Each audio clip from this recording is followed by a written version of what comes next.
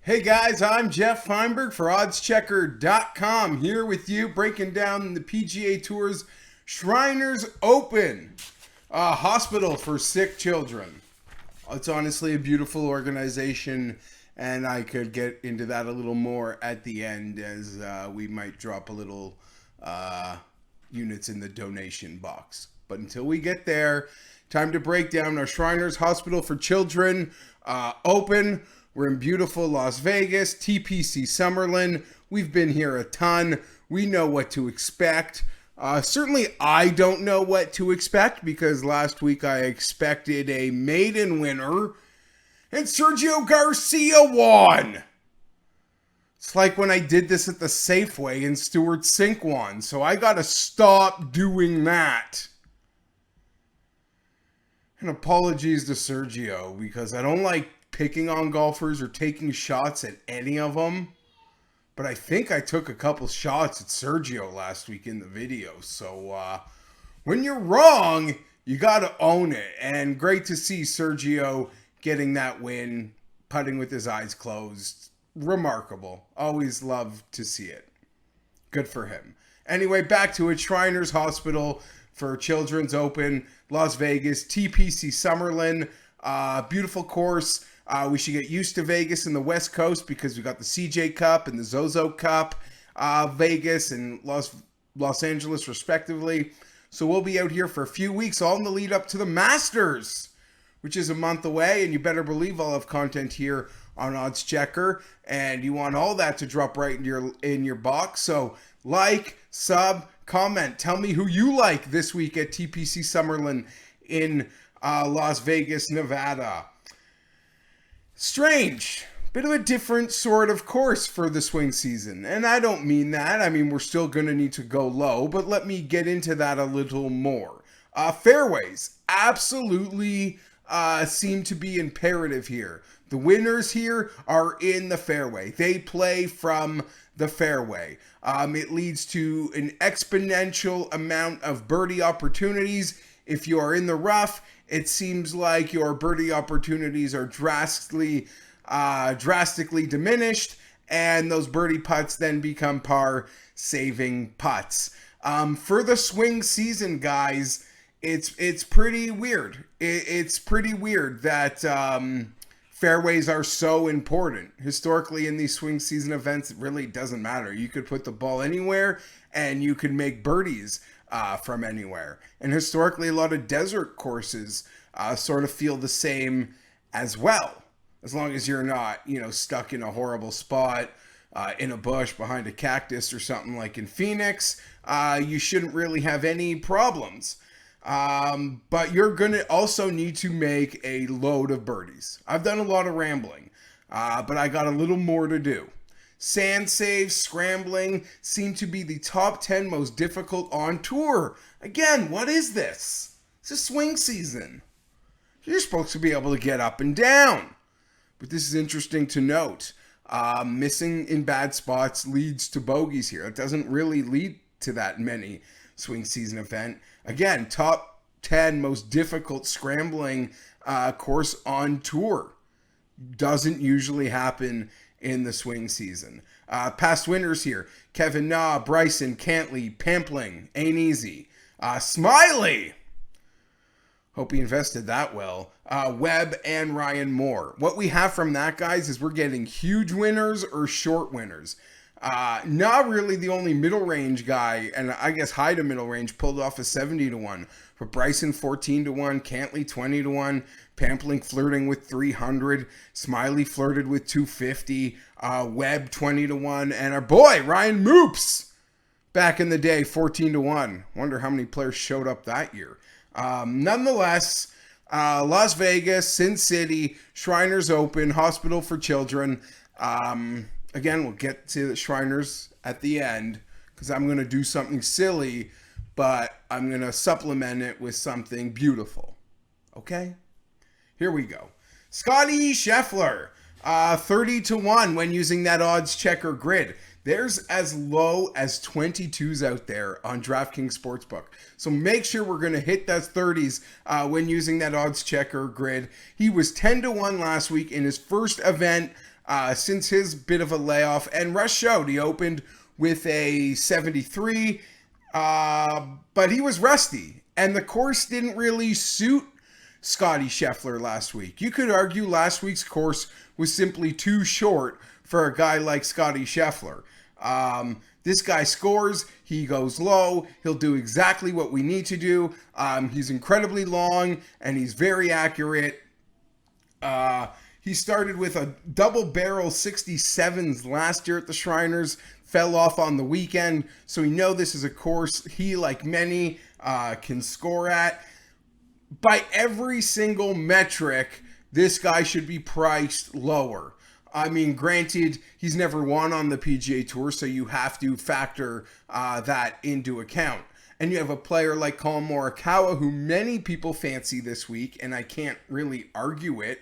I believe he currently resides nearby, and I mean, if he's on, it's a course that he could take apart, like a lot of the top guys in the field this week. And we're getting back to seeing some top names. But Scotty Scheffler, he's 12th in scoring average, 10th in strokes gain off the tee, 10th in strokes gain tee to green. Scotty Scheffler is going... Well, geez, I don't want to say Scotty Scheffler is going to win this golf tournament. That'd be crazy. Scotty Scheffler is going to score this week. Scotty Scheffler is at a course that suits everything he does well, while he continues to be in a run of great form. He likes bent grass. I don't want to make it about maiden victories because I got a lot. It's a weird card this week, or maybe a normal card to people that have been following me a long time, but a lot of guys that don't win a lot on the card, and you're wondering, well, we're starting at 30-1 and you didn't say Tony Finau, so you're not betting him? Don't worry. That's part of crazy and beautiful, and we'll get to that later. But Scotty Scheffler, 30-1, I think represents a real strong opportunity this week in Las Vegas for him to get off the mat. He loves this course. I expect him to be there on Sunday. And that's why we are going to the window with Scheffler. He's been battle tested. So when it's time for him to win, he's going to pop the next one. I really believe that. If there's a tournament that I'm not on Scheffler and I have bad positions going into the weekend or a Sunday and Scotty is right there, I'm going to live bet him because he's not going to let the next Sunday slip away from him that he's involved in. And for our sake, hopefully it's this week. Ricky Fowler.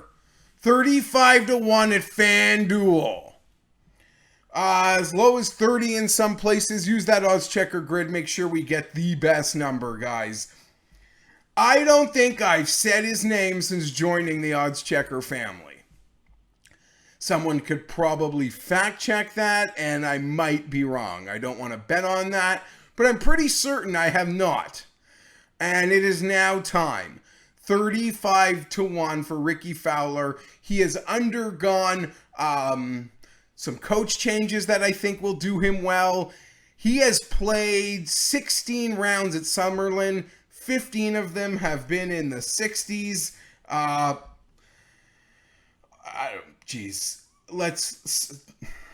He has a course average here of 67.5. There's so many things I could say, but I feel like you're just hearing, wow, Fienberg's talking up Fowler.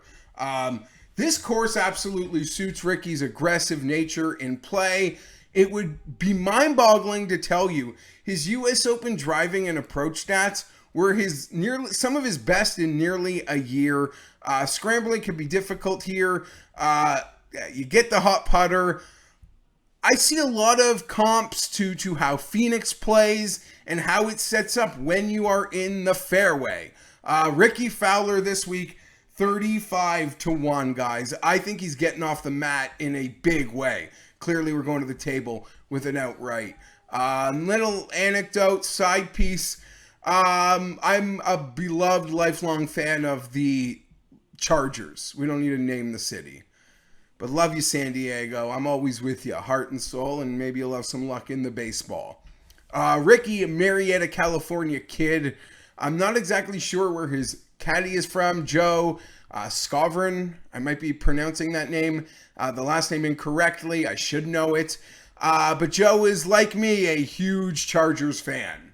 And after another tough Sunday, Joe took to Twitter and mentioned how tough it is to be a Charger fan and how much we must learn about life in a weird way by being a fan of this team and all the hard luck and heartbreak that goes along with it. Although I'm pretty excited this way. We got a kid that can throw the ball, and that seems to be all that matters as it pertains to 2020 with the injuries. I responded to Joe's tweet, letting him know, listen, Joe, I'm a lifer Charger fan, and I'm a hardcore Ricky Fowler loyalist and apologist. So what does that make me? Crazy? Yeah, and you could hear the baby. Screaming next door, as she knows I'm wasting her college tuition on a Ricky Fowler bet. Ricky Fowler, 35-1, FanDuel, best odds using the odds checker grid. I've been really long, so we got to speed it up. I mentioned guys that don't win a lot, rarely win, never win. Well, how about a guy that's literally never won in North America? Whoops! Yep, I'm going to do it. Louie Oosthuizen, 40-1, using that odds checker grid, the best number out there. It is a bit of a consensus. Don't get tricked into that 30 I'm seeing floating around. Thankfully, I use the odds checker grid, making sure in that rare occasion of lightning striking and Louie winning in North America, that we'll get the best odds for it. Because that's what's got to happen. When we hit one of these winners, we got to get paid like it. And Louie at 40-1 gives us an opportunity. I could deep dive this, and I will briefly, although not too deep, slightly deep, very shallow end dive. Sergio won last week. Out of nowhere. He's been horrible. Louie has been fantastic. I just worry this event isn't hard enough for Louie. He always plays well. We saw PGA Championship, US Open, WGCs. Louie will always linger. But these events that seem tailor-made for him and easier fields, and you'd think you could bring a bit more win equity to the table, although never with Louie on North American soil. American soil, whatever matters. Clearly the events are in America, but you know what I mean. A WGC in Mexico, an event in Canada. Not that he would play in it, but hey. Anyway, it's got to happen. And this place absolutely suits his ability because he hits it long, he hits it straight. He creates so many opportunities from fairways, which he's certainly been in. Strokes gain off the tee, strokes gain approach, his putting, strokes gain total. I mean, on every metric I like, Louie is playing very, very well, guys. Maybe we'll have to supplement this tomorrow with a top 5 or a top 10, or if you like your each ways, maybe this is where you can do it, because it is Louie. But everything is impressive. What do we worry about with Louie? Sometimes the scrambling. But if scrambling's as hard here as the stats indicate, then I feel like that evens out Louie. I mean, if Louie's might make bogey from an easy scrambling situation, he's certainly going to make bogey from a hard scrambling situation, but the players he's up against are also that much more likely to make bogey from situations this week when it comes to sand and scrambling. That's what the stats bear. Obviously, we're going to need a lot of the good things from Louie, but I think this week presents a real great opportunity for Louie. Scheffler's never won. Ricky never wins.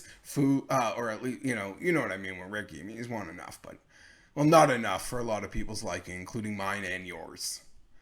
Louie's never won in North America, so why should we stop there? Abraham Answer, guys. 66-1, bet 365. The board is littered with 50s, but we're attacking the 66 at 365 thanks to that odds checker grid. A huge help on this one. Resorts Casino Bet America throwing a 45 out there. I don't mean to just besmirch any book, but they went super dirty there. So I called them out on it. We're using odds checker grid. We're popping a 66 on Abe. West Coast Desert Course. I bet him at PGA West this year. I believe we call that the American Express. He came in second place. People love Morikawa this week. So do I. I didn't bet him. If he wins, no one's surprised. I think Abraham Answer In many ways, before Morikawa popped, I kind of joked that he's like a poor man's Webb, except a much more accurate driver than Webb and probably a bit longer than Webb. Answer is to me a poor man's Morikawa by almost every metric. Incredibly accurate straight driver of the golf ball, not the longest, but certainly not in that mix for the shortest. World-class iron player, and when they are on, unconscious iron play. Median putter, but when they are doing it with the irons, you only need median putting weeks to contend. Abraham answered 66-1. This is a bad number.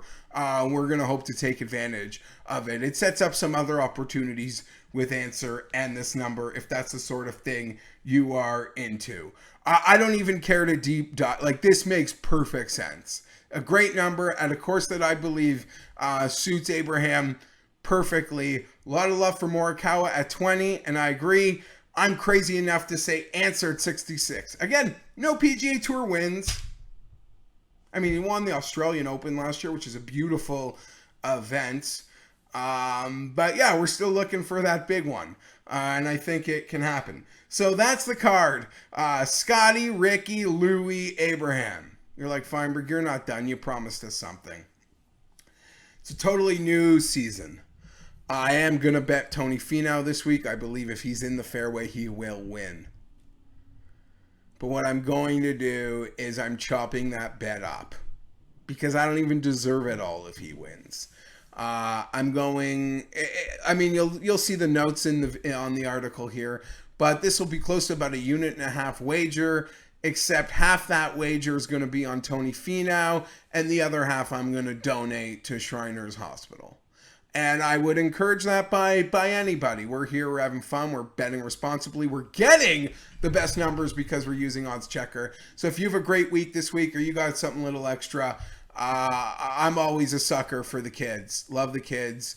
It would just breaks me to see any kid or family or parent in a bad spot. So it doesn't, I don't know, it's just a drop in the bucket, but it's what I can do.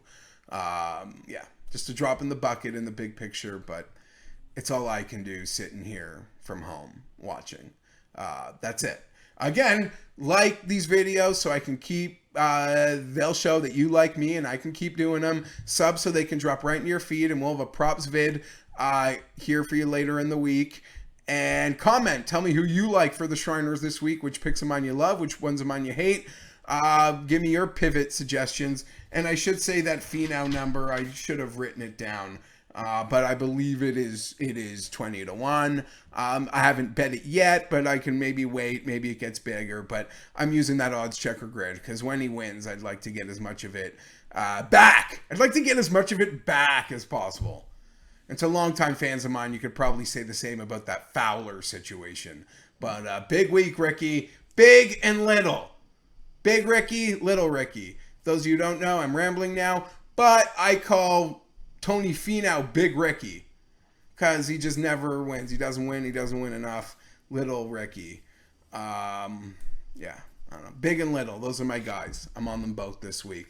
I'm Geoff Fienberg. Keep checking Odds Checker. I keep it real with you guys. 18.5 minutes. I love doing this for you. Hit the like button so I'll be doing it much longer. I'm out. See you later in the week.